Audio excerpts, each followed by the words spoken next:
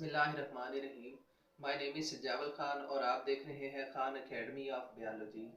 Dear students, आज हमने biology part 1 chapter 4 से एक टॉपिक को डिस्कस करना है और इस टॉपिक का नाम है जनरलाइज्ड स्ट्रक्चर ऑफ सेल। यानी सेल के स्ट्रक्चर को हमने डिस्कस करना है और सेल की स्टडी को साइटोलॉजी कहते हैं। Cytology is a microscopic study of cell, यानी माइक्रोस्कोप की मदद से सेल के मुतालिया को साइटोलॉजी कहेंगे। अब माइक्रोस्कोप की मदद से ही इसे क्यों हम स्टडी करते हैं, क्योंकि डियर स्टूडेंट्स सेल का साइज बड़ा मिन्यूट और छोटा होता है।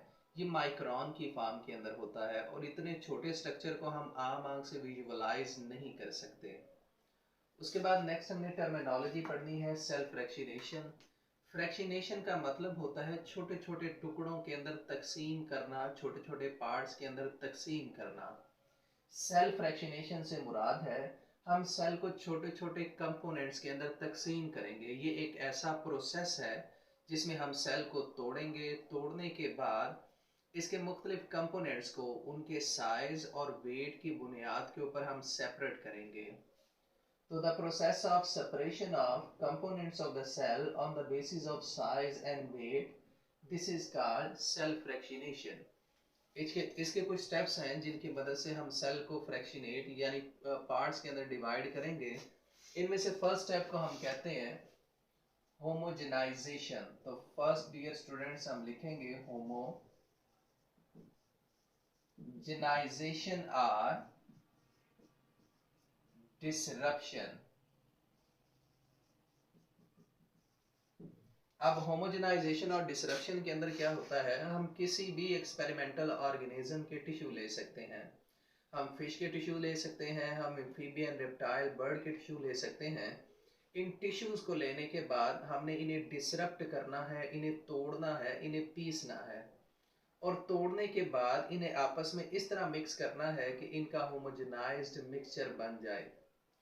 उसके बाद डियर स्टूडेंट नेक्स्ट हमने क्या करना है, सेकंड स्टेप के अंदर इस होमोजेनाइज्ड मिक्सचर को हम अल्ट्रा सेंट्रीफ्यूज या सेंट्रीफ्यूज के अंदर इस्तेमाल करेंगे ताकि इसे रोटेट करवा सकें या इसे स्पन करवा सकें।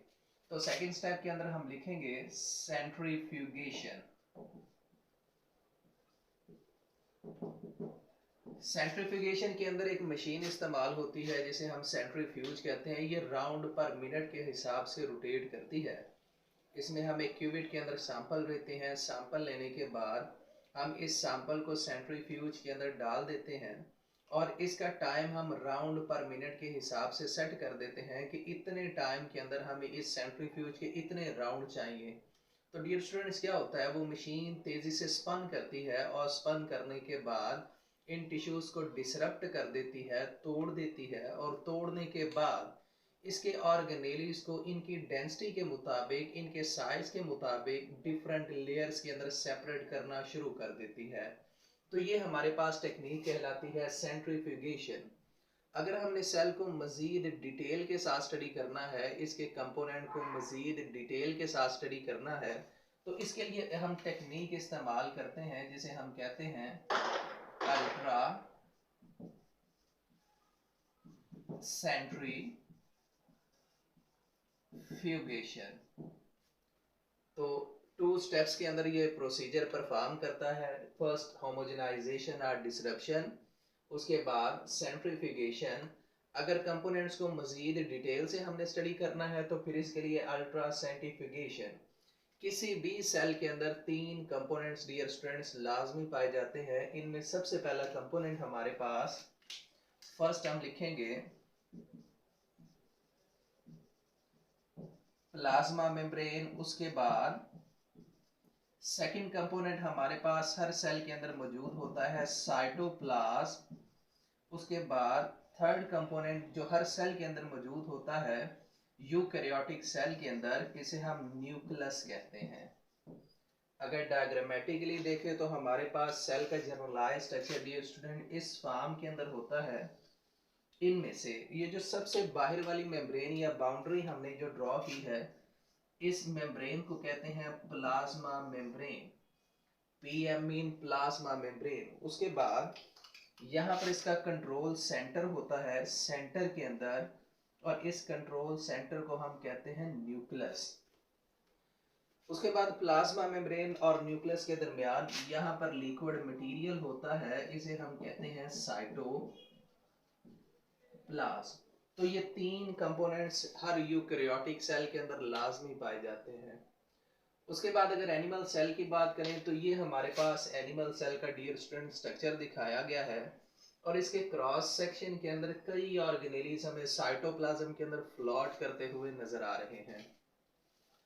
तो कुछ ऑर्गेनेलीज को हमने यहाँ पर लेबल करना है, इन्हें लिखना है, जो प्लांट सेल के अंदर मौजूद नहीं होते। जैसे कि हमारे पास सबसे पहले ये वाला ऑर्गेनेली, ये जो थ्रेड लाइक आपको फिलामेंट लाइक स्ट्रक्चर नजर आ रहा है, इसे हम कहते हैं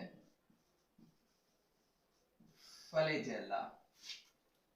ये प्लांट सेल के अंदर मौजूद नहीं होता। उसके बाद डियर स्टूडेंट्स, ये वाला स्ट्रक्चर जो आपको नजर आ रहा है, ये वाला, इसे हम कहते हैं सेंट्रियोल। उसके बाद एक और स्ट्रक्चर हमने यहाँ पर बताना है, ये आपको वेसिकल जो रेड कलर के नजर आ रहे हैं, इन्हें हम कहते हैं लाइसोसोम। ये वो ऑर्गेनेलीज हैं जो प्लांट सेल के अंदर नहीं पाए जाते, सिर्फ एनिमल सेल के अंदर पाए जाते हैं।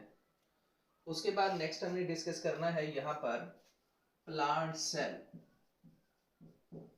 और प्लांट सेल के अंदर भी हम कुछ ऑर्गेनेलीज को डिस्कस करेंगे जो सिर्फ प्लांट सेल के अंदर पाए जाते हैं, एनिमल सेल के अंदर नहीं पाए जाएंगे। तो सबसे पहले ऑर्गेनेलीज को हमने यहाँ पर लिखना है सेल वॉल। सेल वॉल या तो सिर्फ प्लांट सेल के अंदर पाई जाती है या बैक्टीरियल सेल के अंदर पाई जाएगी, एनिमल सेल के अंदर सेल वॉल मौजूद नहीं होती। उसके बाद यहाँ पर डियर स्टूडेंट्स, ये जो स्ट्रक्चर आपको नजर आ रहा है, इसे हम कहते हैं क्लोरोप्लास्ट। क्लोरोप्लास्ट भी ऑटोट्रॉफिक प्लांट के अंदर पाया जाएगा और ये एनिमल के अंदर मौजूद नहीं होता।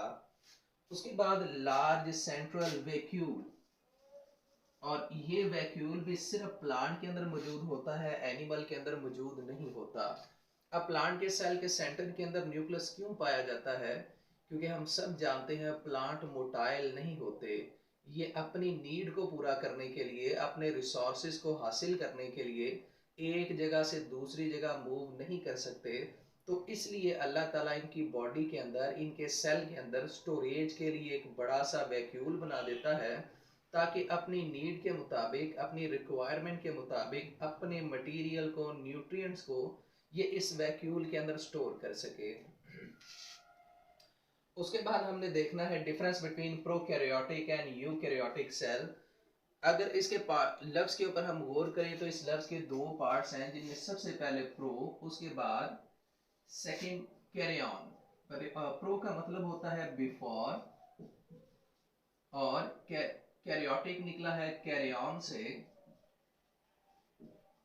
और कैरियन का मतलब होता है न्यूक्लियस। यानी ऐसे जानदार जो न्यूक्लियस से पहले थे, जिनके अंदर न्यूक्लियस मौजूद नहीं था, इन्हें हम प्रोकैरियोटिक सेल कहते हैं। तो यहाँ पर हम लिखेंगे प्रोकैरियोटिक सेल से मुराद है ऐसे सेल जो बिफोर न्यूक्लियस थे, जिनके अंदर न्यूक्लियस मौजूद नहीं था। अब ये कौन से सेल हैं? इसके अंदर एग्जाम्पल हम बताएंगे बैक्टीरिया। बैक्टीरिया हमारे पास प्रोकैरियोटिक सेल है जिसमें न्यूक्लियस बिल्कुल मौजूद नहीं होता। उसके बाद अगर यूकैरियोटिक सेल की बात करें तो इसका वर्ड भी दो पार्ट्स के ऊपर मुश्तमिल है। सबसे पहले यू और उसके बाद सेकंड कैरियोटिक। तो यू का मतलब होता है ट्रू, बिल्कुल हकीकी, और कैरियोटिक कैरियन से निकला है जिसका मतलब है न्यूक्लियस, यानी ऐसे जानदार जिनके अंदर हकीकी न्यूक्लियस मौजूद होता है, जिनके अंदर न्यूक्लियस मौजूद होगा, इसे हम यूकैरियोटिक सेल कहते हैं। तो इसकी डेफिनेशन लिखेंगे ऑर्गेनिज्म हैविंग न्यूक्लियस। हम सारे एनिमल्स, प्लांट, ह्यूमंस, ये सारे के सारे यूकैरियोटिक सेल से मिलके बनते हैं और इन सेल के अंदर न्यूक्लियस पाया जाता है। तो यहाँ पर हम लिखेंगे इसकी example animals plus plants. Largest cell कौन सा है? तो इसके अंदर हम लिखेंगे जो लार्जेस्ट सेल अभी तक नोट किया गया है ये ऑस्ट्रिच का है, ऑस्ट्रिच है। उसके बाद मैमल की अगर बात करें तो ह्यूमन बॉडी के अंदर, ह्यूमन फीमेल के अंदर जो ओवम पाया जाता है, जो एग पाया जाता है, ये भी डियर स्टूडेंट्स लार्जेस्ट सेल है। अगर स्मॉलेस्ट सेल की बात करें तो माइकोप्लाज्मस, ये एक बैक्टीरिया है, ये सबसे छोटा सेल अभी तक जो है वो आइडेंटिफाई किया गया है। तो स्मॉलेस्ट सेल के अंदर लिखेंगे mycoplasmas, this is the smallest cell to be identified. तो डियर स्टूडेंट्स, ये हमारा टॉपिक था, जनरलाइज स्ट्रक्चर ऑफ सेल। आपने एक तो चैनल को लाजमी सब्सक्राइब करना है और दूसरा इसे शेयर करना है। अल्लाह ताला आपका और मेरा हामी और नासिर हो। अल्लाह हाफिज़।